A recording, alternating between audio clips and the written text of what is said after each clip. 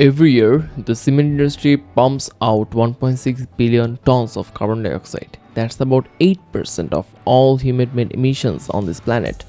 And here's the strange part. At the same time, the steel factories are sitting on millions of tons of waste slag that mostly just piles up, doing nothing. What if the solution to one problem was literally sitting next to the other? That's exactly what I want to talk about today. Geopolymer technology. So what is a geopolymer? Think of it as the cement eco-friendly cousin. Instead of burning limestone at extreme temperature like normal cement, a geopolymer takes waste materials like fly ash or steel slag and mixes them with strong alkaline liquid. That liquid basically unlocks the silicon and aluminum inside the waste, and those particles link together into a rock hard material. No burning limestone, no massive carbon dioxide release. Now, steelmaking produces three kinds of slag: PF slag, EAF slag, and LRF slag. The most interesting one is LRF slag because it's usually seen as a problem. It's loaded with free calcium oxide which slowly absorbs moisture and expands, causing cracking roads and structures if it's used carelessly. But here's the twist. That same reactive property that makes it dangerous is exactly what makes it perfect for geopolymerization.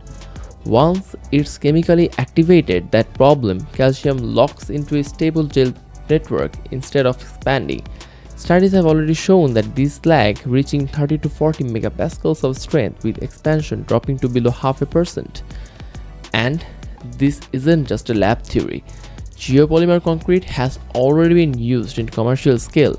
The Brisbane West Wellcome Airport in Australia used over 50,000 square meters of geopolymer pavement. Real companies are reporting 70 to 90% lower embodied carbon compared to normal cement. The process really comes down to 4 steps. The alkaline liquid dissolves the raw material, releasing tiny silicon and aluminum particles. Those particles float around and arrange themselves. Then they link together into a 3D network, and finally that network hardens into a solid rock-like binder.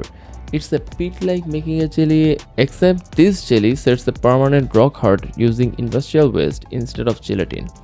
So to sum it up, geopolymer technology isn't just an alternative to cement. It's a way to turn an environmental headache into a sustainable building material.